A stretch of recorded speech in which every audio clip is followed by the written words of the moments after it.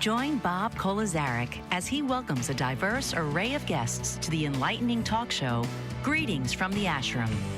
In each episode, Bob sits down with experts and practitioners from the world of complementary healing modalities, spirituality, and holistic wellness to delve into the transformative power of these practices.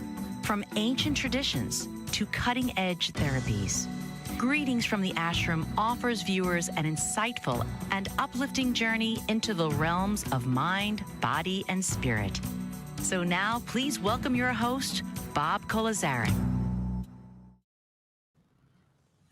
Hello, everyone. Namaste and welcome. I am Bob Kolazarik, and you're watching Greetings from the Ashram, streaming live on the Bold Brave TV network. And thank you all for tuning into the show. Ladies and gentlemen, it is with great pleasure that I introduce our esteemed guest today. We have the incredible Dr. Amalia Camateros joining us. With over 30 years of experience in health and consciousness, Amalia is not only a naturopathic doctor, seasoned psycho-shamanic practitioner and empowerment guide, but also an intuitive energy healer. She is the author of Transmissions of Earth Spirit Wisdom and another book, Spirit of the Stones, adding a depth of wisdom to our conversation. Having worked with the famous Australian rock band INXS and led transformative Earth Spirit dance workshops globally with the likes of Deepak Chopra and Neil Donald Walsh, among others. She's the founder of Ecstatic Dance Sedona, and she is here to inspire us to embody the Earth Spirit and unlock our potential selves. Welcome to the show, Dr. Amalia. It's awesome to have you here. Hello there, Bob. Thank you so much for having me. I'm really happy to be here. Hello, everybody. It's a great pleasure to have you. We've been setting this up for a while, so we've been able to talk a little bit. And, I guess, we'll just get right into it. The big question that I have is, from naturopathic doctor to becoming a shamanic healer, can you share a pivotal moment in your career as a doctor and in Australia that shaped your path towards becoming a psycho-shamanic practitioner? Yeah, that's a very fine question. Firstly, I'm not a naturopathic doctor now, but I was a naturopathic doctor in Australia for 17 years.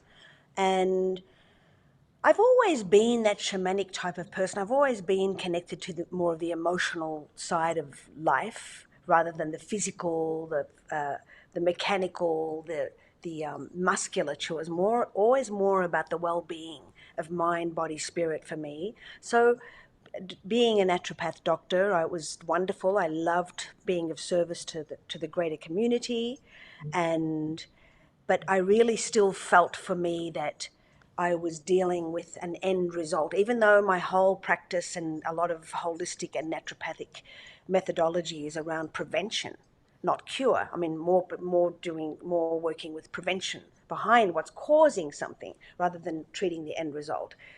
I always felt there was something more deeper than even working with the physical body. And I did go through a very rough patch in my marriage at one point. And so what I would do is find myself going to the land next door where there was nobody living there, and I would just go there and collect shells and bones and feathers and tree twigs and if you don't mind, everybody, not to put vision, but I would take all my clothes off and be a nature girl. Just no one was there, and I would just go there by myself and gather these things and make dream catchers and dream a bit, because I was young at the time when I was a naturopathic doctor. I was in a strenuous marriage. I ran a clinic of 14 practitioners working with INXS as well. There was a lot of things I had to deal with as a young woman, and building a house as well was a lot of pressure. So I was always attuned to the Native American ways of practicing earth connection. And so I had built a medicine wheel on the back of my land and would go there after every big day as a naturopath, serving people and working with people as clients and patients. I would go there and just sit in the medicine wheel and just stop. And I noticed how much healing could happen when people were just stopped and were in the silence. And that's when I was receiving downloads, and that's when I would be getting epiphanies. When I would tell people, they would be like, "Oh my God, this was just in a book I'd read." And it was it was my way of being able to replenish and restock and reset my life every day and be with the stars and be with nature. And I was so exhausted as a young person, entrepreneurial, naturopath, doctor, wife, rock star, therapist, all of it, that I would found a way of just sitting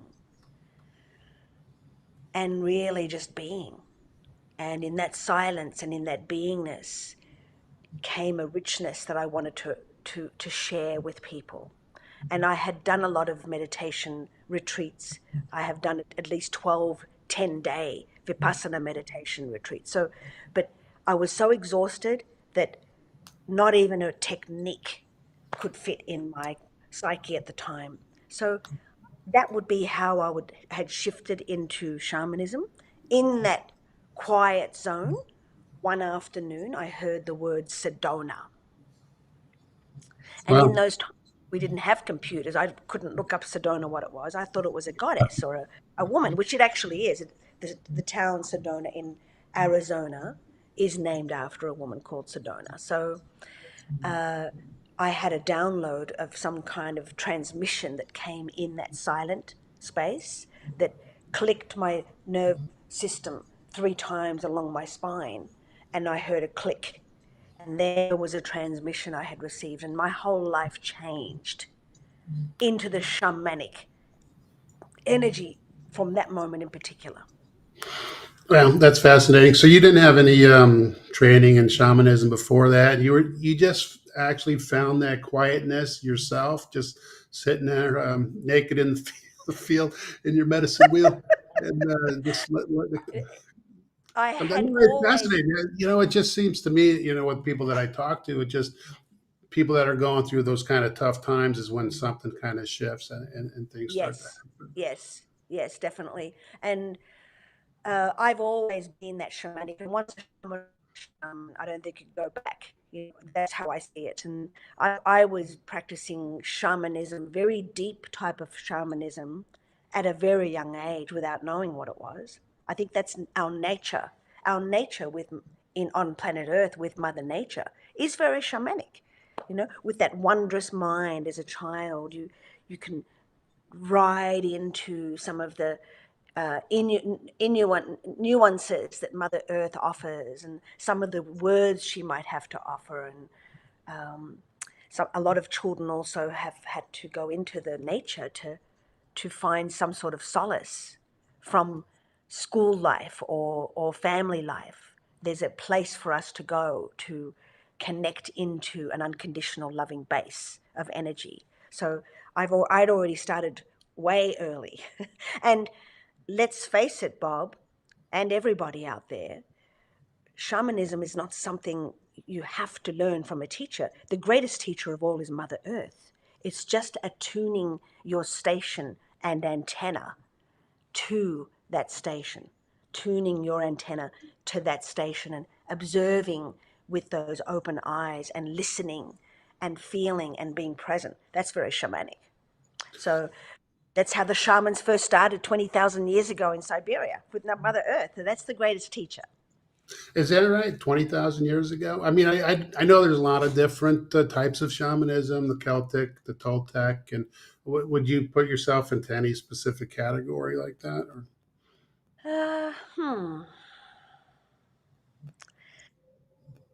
I'm pretty um, earth goddess kind of energy. I'm not talking about wearing gowns. In fact, I told you everybody I wasn't wearing anything actually. I'm pretty earth cycles, seasons. I guess pagan would be, it's not if you look at the names. Celtic, definitely. Uh, Native Indigenous America, definitely. There's a natural Aboriginal energy in me because I'm from Australia and I resonate with that land there so strongly. I'm very strongly related to the Egyptian pantheon and Greek. My parents are from Greek, they're Greek from Egypt. So these are the main streams that I would be connected into. Does that answer your question? Yeah, no, it's fascinating. I'm really kind of drawn to the shamanic way. I'm a practicing arhatic yogi. We really strongly believe in the energetics of nature and being out in nature and how healing that is. I mean, I was never a tree hugger until I became a yogi, but you could feel that energy of trees and stuff. So, um, how do you incorporate breath work into your and grounding practices? You do that, right? How does that? Absolutely. Absolutely. And I'm not talking, we're not, right now, when you say breath work, I'm not talking about lying down, listening to the music and doing an hour of breath work. That's a different arena of breath work that I'm going to answer perhaps later if you're still interested in. However, the breath, the breathing is, of course, number one, vitally important, because the inhale is letting life know that you are here to experience what's next, life. When we are born from our mothers, the first inhale is, I am here. I have arrived. Let me take life in. And on the very last exhalation, the very last expiration of our life, we are letting go we are dying of that life. We are letting go. And so in between, every breath is a new possibility. Every breath is a new potential for a new thought, actually. And every exhale, your body absolutely knows what to do. It knows how to let go. We breathe in oxygen. Every inhale, we breathe in oxygen. The body knows what to do and uptakes the oxygen, takes it into the cells and into the bloodstream through the heart. And then the body releases what it no longer needs, which is all the toxic waste, which is carbon dioxide. And the same applies with us in our healing. Every inhale allows a new input when we're going through strain, when we're going through stress, and every let go is a releasing of the emotional pent up energy that we hold into our muscle strata. The muscle memory we hold, those emotions get stored in our muscles and we get tense and we walk around tight. We have a memory in our body of trauma. The exhalation and the breathing is the very first thing that allows the body to recover from that. Yeah, you do that with intention, right? You just have to In have that intention to let go. We do that with our energy healing as well, because Yes, we say it's stop caught in our trapped in our energy body, whether it's mental body, emotional body, but kind of the same true, philosophy. So true. there's a lot of similarities between they're ancient teachings, right? So these teachings Yes. go for eons. That's life. It's life. It's life teaching. And the exhalation in particular with the shamanic work that I offer, Bob, is very important because a lot of people hold things in and hold their feelings in. But when we exhale, I often ask people to visualize that exhale going all the way down to the root chakra. Yeah, no, that's And awesome. What about the grounding aspect? We got about a minute to go in the segment. Do yeah, you incorporate that breath work, and how do you work the grounding into it? How yes, does that yes, work? yes. The exhale, I often invite people to go down. I don't know if my video is stopping and starting, but I'm just going to continue talking. Is everything looking okay over there? Okay, right now, yeah, a little spotty there for a second. You're good. Yeah, okay. So with grounding, it really is about bringing your intention with your breath on the exhale all the way down to the base of the spine, all the way down to the base of our body being, which is in the root chakra. The root chakra is the grounding part of our nerve system, our body, our intention, where we tend to sit on a lot of our energy is down there. So we have a whole vital force aspect of energy down there in that root chakra that we can tap into to ground our energy, but also to release into the ground from that area things that we've been sitting on, things that we've been holding on to.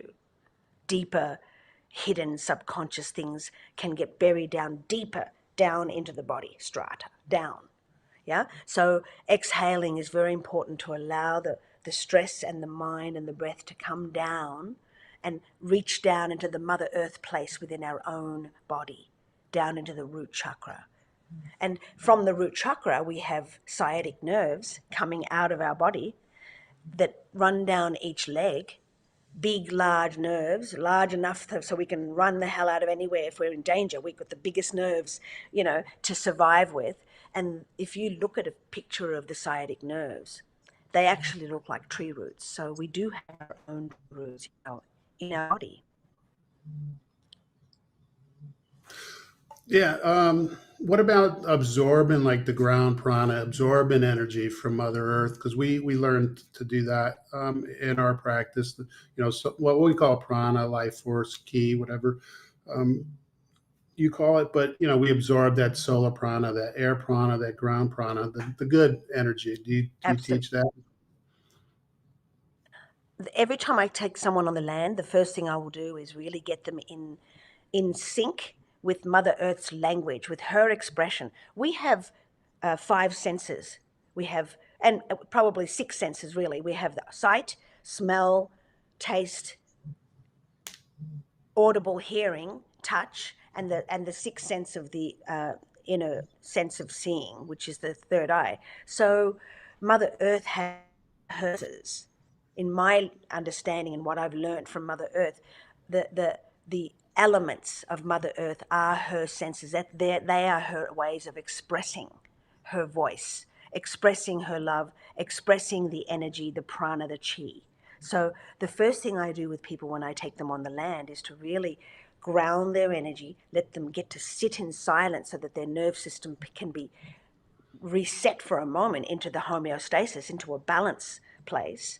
And then we have a communion with the air and the spirit of breath, and with the earth energy and the grounding and the security and stability of the ground energy, with the water within our own bodies and the water underneath the land, and with the fire and the relationship with the sun. So all of these medicine powers, I call them agents of power, the elements. That's what we have to commune with Mother Earth. I think it's very important that we attune to these finer voices of Mother Earth and feel them, replenish with them, and get re-sparked and rejuvenated by the true medicine of Earth, the true medicine. Yeah, it's certainly very powerful, and I would encourage anybody to try that. Everybody, really, it is quite amazing. But Amelia, it's time to take a short commercial break. Well, I'm Bob Kozarek, and you are watching Greetings from the Ashram, streaming live on the Bold Brave TV network, and we'll be right back with more with Amalia right after this. Thank you. What if there were a super tiny device that could diagnose the brain and is smaller than a single human hair? What if you could see inside the brain to help an epilepsy patient during surgery or to help the fight against Parkinson's disease?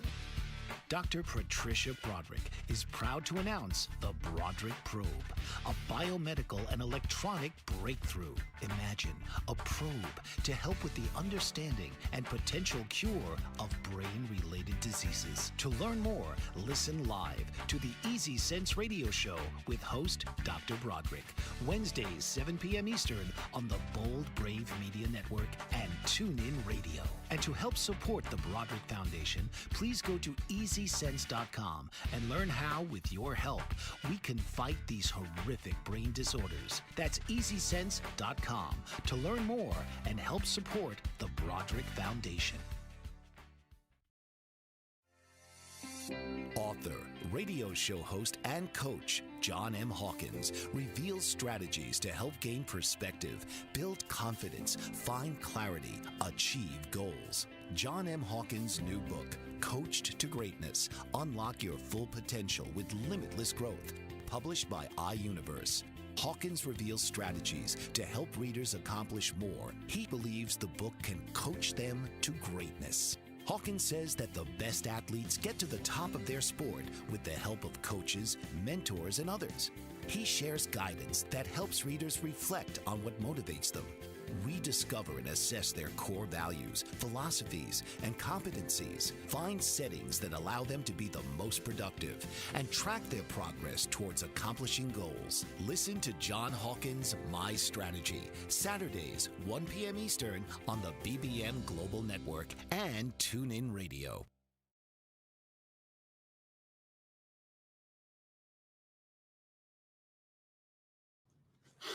Welcome back. I am your host, Bob Kolazarek, and you're watching Greetings from the Ashram, streaming live on the Bold Brave TV network. I'm back with Amalia.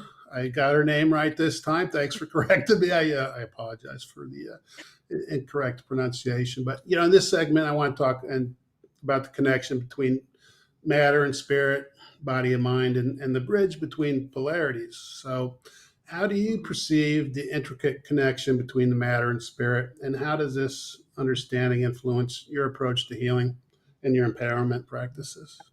Wonderful question. Really good. I think the bridge between, first of all, the universe works with duality and polarity. That's the way it balances. That's the way the homeostasis, everything finds its balance through its opposite and equal opposite.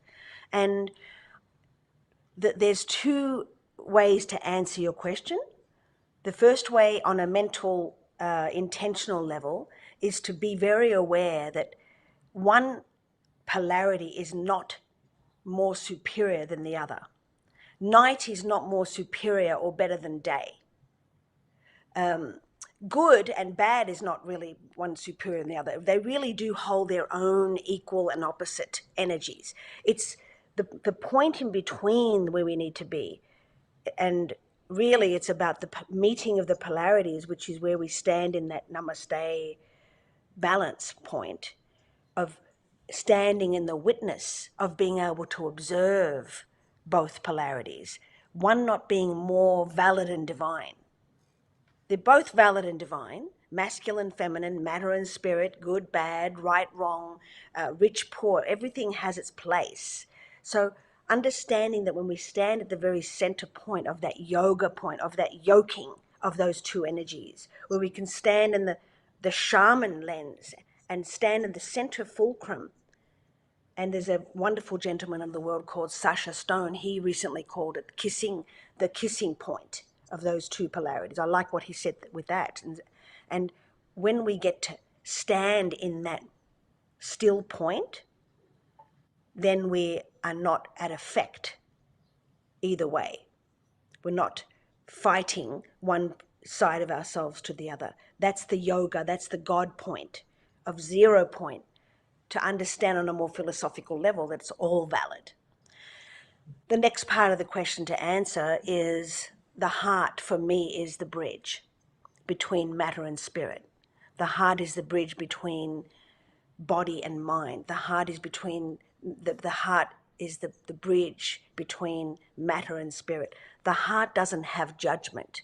It only really truthfully knows love. We might have layers and layers of veils or shields in front of it, but the heart itself, the heart center, even the heart physical, it's unconditionally pumping, pretty much all of our life. I mean, it's a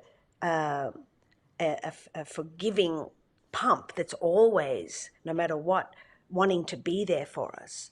The heart center as an emotional energy is about love and forgiveness and compassion. And so there's a lot that goes on between matter and spirit. There's a lot that goes on between earth and sky. And if we can be more and more based in the center point, the kissing point between the two polarities, and have an area where we can more so function from as a part of our brain, a part of our neural network, I think that's what's missing in our society. We're stuck up in our head. We're thinking. There's the right and left brain that's always fighting. And I love this way. And what about that way? And if I do that, but no. And there's too much static energy up in the head, and we are more and more and more and more bombarded with input, signs and traffic and computers and telephones and electromagnetic waves, and all this is coming at us. And we really need to learn how to ground that energy, lest we short circuit. When we short circuit, all we're hearing in our brain is static. We're not able to hear the voice of spirit. We're not able to stay in silence and really heal somebody, heal ourselves. That's what's going on, I feel, on the planet. And that's why it's so important that we get to come down away from here, down into the heart, and even further down into the root chakra, where we can land. It's almost like we could use the analogy of ground floor in an elevator, coming all the way down, and then even further down into the basement, which is Mother Earth. There's some real goodness down there that we can draw from, like the trees. The trees and the mountains show us how to ground our energy. They're not reacting to the sun. They're not squawking and balking or running away from anything. They're just showing us how to be present without reaction. That's their good teachers in this way. That's a very shamanic way of looking at it. Yeah, you hit it, and you talked about it earlier in the first segment when you said once you started to quiet your mind. And I preach, maybe preach is a strong word, but I'm always talking about being able to control your thoughts, emotions, get into that place of stillness and awareness, because that's when we're at our true selves, more or less, right? Our more spiritual being, that conscious awareness. So that is so critical. And you talked about that already. Which is so true. I agree with that 100%. So, I mean, thank goodness we get to sleep at night. Thank goodness we get to sleep at night, where we get out of the way to allow the body to recompensate, recalibrate, and come back into some sort of semblance of working capacity for ourselves. yeah, no doubt about it. But in your work as a psycho-shamanic practitioner, how do you help people to really bridge that gap between the physical realm and the spiritual realm? Is it basically everything you've been talking about, just learn how to breathe and ground, and There's Mhm. any other approaches Yes. that go Oh, along with yeah, absolutely. I Let's now talk about the unconscious and the conscious mind. Pretty shamanic realm to go into the unconscious, and retrieve what's there, shine the light into the dark corners and the recesses of the mind, shine the light in there, bring the goodness or bring whatever's been held hostage there back to the conscious mind. That's the gap between matter and spirit to me. That's the gap between body and spirit, is the subconscious and the conscious. The more of a gap we have, or we've suppressed or not looked at what's back there that has been kept in the archives, the more we are in danger, I feel, of probably bipolarism. That's a prevalent dis-ease, disembodiment ease in our day and age. For me, that's a lot to do with the gap between unconscious and conscious. So a lot of my work is about bringing whatever's been held hostage or kept, the treasures that we have there, that the dragon that guards our fear. We get to tame that dragon a bit, get to relax the nerve system and be able to bring forth in a safe environment, in a safe place in yourself, to see how the body's talking to you. The body speaks to us in forms of color and simple, childlike ways. Color, shape, sounds, feelings. And so by going back there and allowing, I take people very often back to their childhood, back to the wounded child, back into that part of the ego that has protected us from way back, and help relax the ego, or relax the nerve system enough to be able to go back there. In a sense, I do time travel with people. We could call it time travel, where we're tracking back to the glitch point of when something happened, and by going back there consciously into the archives, into the past, we change the feeling there, we change how we look at that there, we change the way we talk to ourselves back then, and that coming back here changes the now present time moment. It's very much like time travel. So yes, I do work with people's traumas and woundings, and that's where the treasure. Oh, we lost Amalia, but it is time to take a short commercial break. We'll try to get her back. I'm Bob Kozarek. You're watching Greetings from the Ashram, streaming live on the Bold Brave TV network. We'll be right back after this.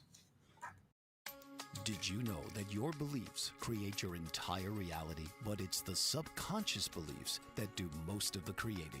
Belief shifter and life coach Shiraz can help you identify those limiting beliefs and eliminate them, often in a single session. Like it was almost instant, like I had relief right away. Creating better health, relationships, careers, and finances. Let Shiraz help you step out of safety and into awareness. Definitely something's happening. It's like a flow inside. You know, it feels good. Whether in person or online, Shiraz provides personal coaching, belief shifting. Visit Shiraz at energeticmagic.com or call 416-529-7429. Energetic Magic on the BBM Global Network, Tuesdays at 7 p.m. Eastern. Find your greater happiness. Be well. Be aware. Be magical.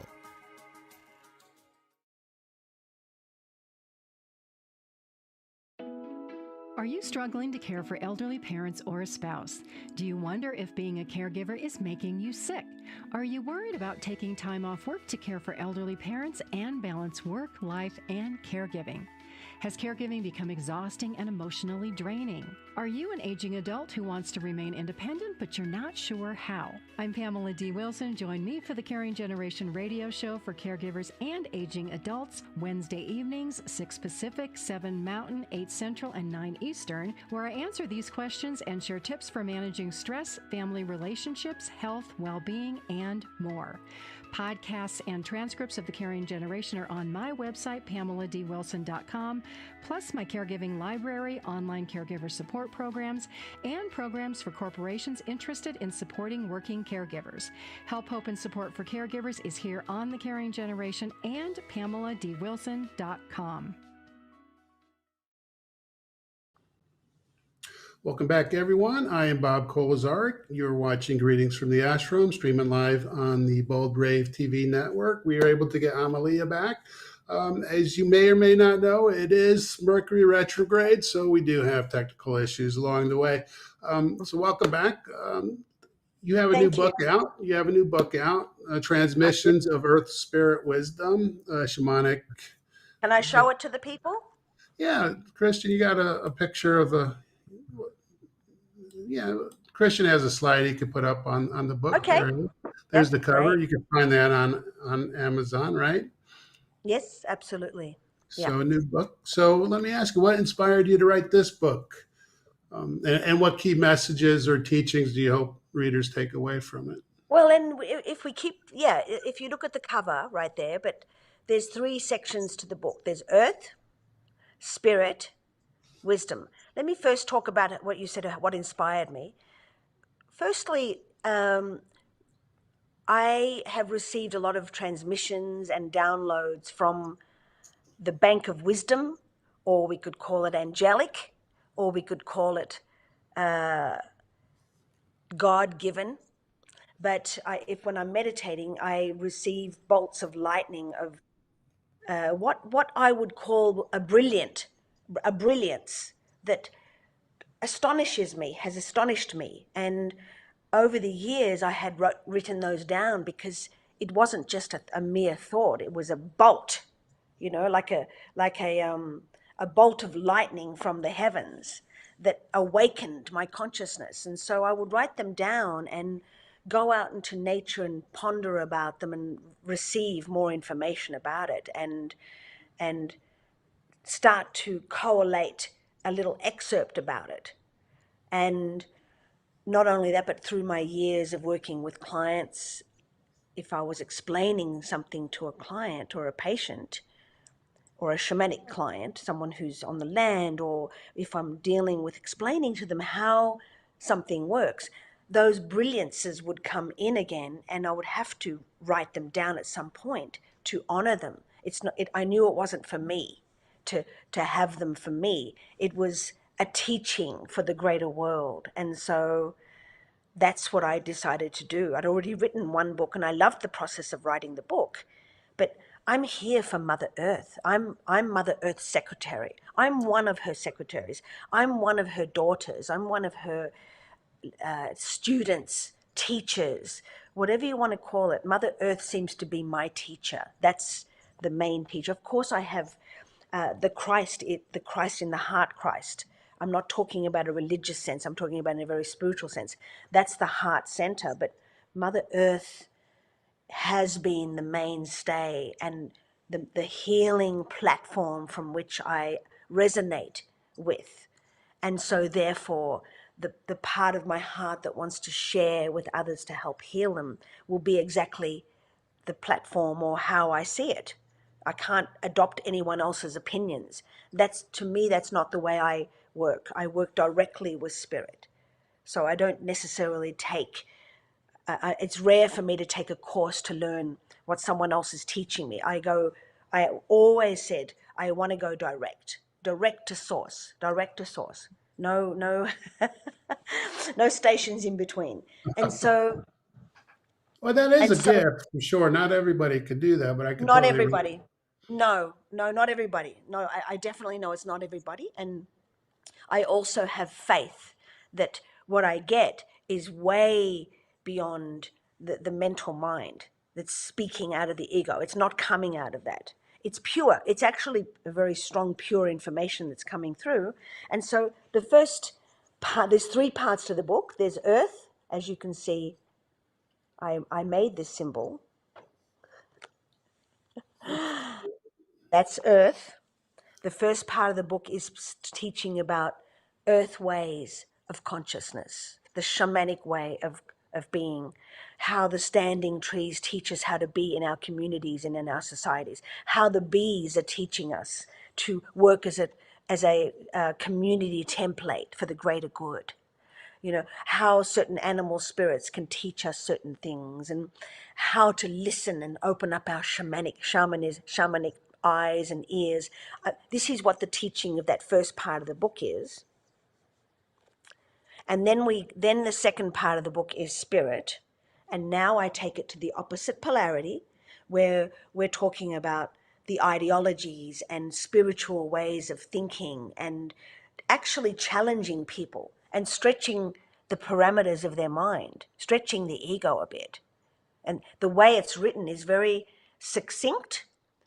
There's high concepts, complex ideas made very simply into the ground level of understanding. So it's very spiritual, but it's also very concise and succinct. So every passage, every chapter is about 2 pages long. So it's easy to read. And then we have spirit, we have earth, we have spirit, and then we have wisdom in the middle, which is the heart center. And that section is about merging the dualities into the oneness, how our heart center is important in our life, and how we embrace our emotional field so that we can be embodied, be present, and know ourselves in our authentic self. And the whole book is really about aligning to spirit, from earth to spirit, so that we become an antenna of spirit, but it's grounded with the earth. Does that make sense? Sounds very sort of really far out, doesn't it?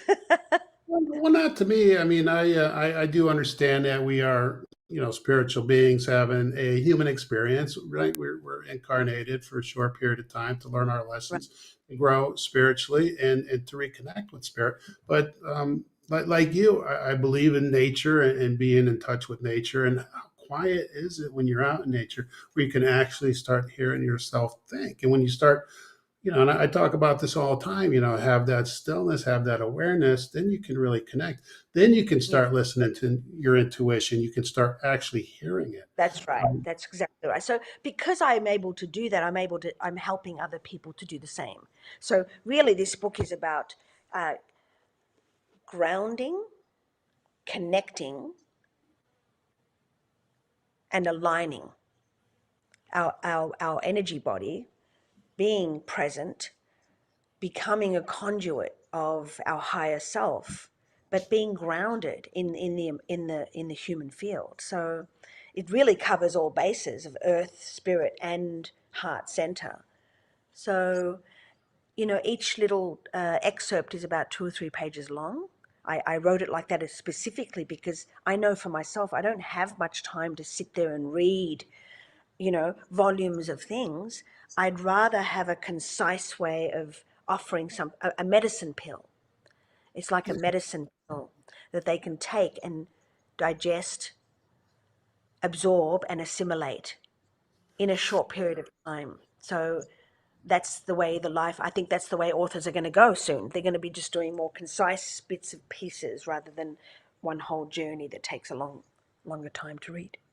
I like the sound of that. I think I want to pick that up. My son had moved out recently, and he, to stay connected, we do like a book club now. Where you get on the phone and we like Wisdom of the Light by Paulo Coelho, the author of The Alchemist. His book is like that. He's just got little sentences, and we kind of read, like maybe 15 pages at a time and dissect it. And this sounds like Yeah. perfect for what him and I are going to do or been doing. But yeah, I'd love to send you a complimentary copy for having me on the show, Bob, for sure. Well, I would love to have a complimentary copy. Yeah, we'll touch A base after signed, that. But a um, signed copy, and also I do have a book club actually for this book. It's yeah, through Soul Search, and that's a platform for healers to join Soul Search. And this lovely woman Tangela, has created a beautiful book club for me Tuesday afternoons at 4 p.m. Pacific Standard Time, and we'll be on Zoom and we'll be discussing it. We'll read a passage together, and then we discuss it. And after each excerpt, for example, after each little chapter, for example, Dance of Light and Shadow, there is a little activation that I offer for people. A little activation I offer at the end of the chapter for them to actually embody and practice something. well, that's huge too, because a lot of people listen to spiritual teachings. I don't care what religion you are, but how many people try to actually live and embody the teachings? And if people just embodied the teachings of whatever faith that they follow, the world would be a much better, happier, safer place. That's But I do have right. a question going back to you're talking about alignment, and I want to ask you your dance workshops. I mean, does that help bring you in alignment? I think Yes, of any course. kind.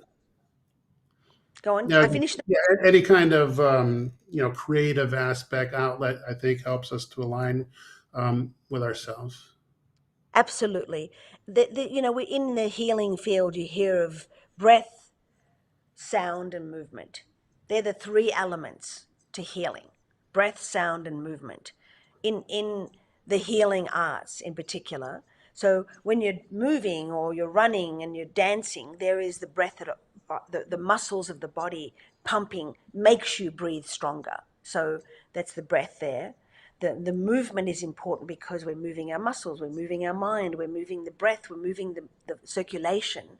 We all know how much better we feel when we move around or go to the gym or go for a hike or go for a run. We feel better because the body feels better. It wants to move. It wants to move energy. The body is an energy, a biocomputer of energy. It wants to move. Life wants to move. If we're not moving, life starts to get a bit stale. It gets a little dim. And so, yes, movement and sound, that we need to either express ourselves through dancing or sound and song and poetry. It doesn't have to be through sound, it can be expression, whether it's dancing, poetry, movement, writing, speaking. But dance in particular for me, I've always felt I'm able to connect with spirit, with great spirit, or with God, whatever it is that you want to feel comfortable calling that omnipresence. I feel very able to move my body through the pranic field, as you would call it. I feel very able, and therefore I love to hold ecstatic dance here in Sedona on Sunday mornings. I have a team as well that we work, that we have different weeks that we do it. And I do it twice a month, but finding the music, allowing people to have a space, a safe container to dance and not get their ego involved of how do I look when I'm dancing, but just to be authentically moving to an impetus and stimulus such as music. So it's freeing. It's very freeing. And everybody's just doing their own interpretive dance or just going to the beat of whatever it is that they're feeling at the moment. Absolutely. And with ecstatic dance, it's become a really big phenomenon in the world now. Even in small little African towns, you'll probably hear of ecstatic dance, or, every country has ecstatic dance now. And I'm so glad that it's taken flight, because it's a place where people can go to feel safe. There's no talking, so you're not in your conscious mind as much. You're not in your conscious mind. You're allowing your body to speak for you. You follow the music and it starts slow and it builds up, builds up, builds up into an ecstatic peak. So you get to really move the energy, and then it can start to come down. There might be a little bit of a peak coming down, but then you land back down into a sharing circle. So we start off with a sharing circle, maybe an intention, a little bit of a prayer or a grounding, getting people out of their mind, put the music on. No one's talking, no one's taking any substances, there's no cigarettes, there's no phones. So basically we're going back into a little bit of a modern tribal energy of community dance where, like in the halls back in Australia when I was a teenager, we'd go and have community dances and they were great. It was Yeah. very free and very liberating. Yeah. Well, I'm impressed that you have done those workshops with the likes of Deepak Chopra, Donald Walsh. I mean, that's pretty. I didn't do their workshops. I came in and gave a little dance segment or a dance performance for them. Well, yeah, that's what I meant. But Okay. but yeah, we're just about out of time. I'd like to put up, Christian, the your two books. You have the two books out, so people can take a look at them. You have the Spirit of the Stones, and again the Transmissions of Earth Spirit Wisdom. And so I'm looking forward to getting my copy of Earth Spirit Wisdom. I can't wait and go over that with my son. And for people to get in touch with you, Yes. that would be earthspiritwisdom.com is your website. Correct. And Yes. Amalia at earthspiritwisdom.com. That's the email. Correct. Yes. Yeah. So if I'm ever in the Sedona, Arizona area, I will definitely look you up. Sedona does call me too. I don't know what it is, but I just feel like I want to visit there. It called the first book, Spirit of the Stones, is how it called me from out of the nowhere in the moment of that medicine wheel. And then all the visions and omens and synchronicities that happened. For 2 years, I was resisting going to Sedona because I was married. I was at a naturopathic clinic. I was working with NXS. I was frightened. I was terrified. And I tested spirit. So I have a very, very intimate relationship with spirit. The first book is also very fascinating. It's on Audible, by the way. I read it as well. So, people always, the next book I write really should be all the different stories and compilations of how people were drawn here to Sedona. So listen to the calling because it's strong. There's vortexes here. There's crystals in the ground. You walk around and I could show you the crystals in the ground, the twisted trees, the trees that are twisting. You'll see the trunks of the trees twisting because of the vortexes here. It's unmistakable. It's not a mere thought or an idea. It's actually happening here. And beautiful, and the rocks of deep red iron oxide. So there's magnitude in the rocks. There's iron force, blood force in the Mother Earth with the iron oxide rocks, and the whole place has been under the water at least 4 times. I mean, it's 330 million years of age, this area. It's not a newbie place. So it's an ashram. Talk about your ashram, right? Right. Yeah, no, I'm definitely going to get there. But I just, I look you up, and my friend, our mutual friend, Megan, when I get there. So anyway, it's been a pleasure to have you on this show. Megan at Sacred Rocks. She's got a beautiful retreat center called Sacred Rocks. Yeah, she's fantastic. Yeah. Right. Thank you, Bob. All right, thank you. And it is time to take another commercial break. I am your host, Bob Kolazarek, and you're watching Greetings from the Ashram, streaming live on the Bold Brave TV network. I'll be right back.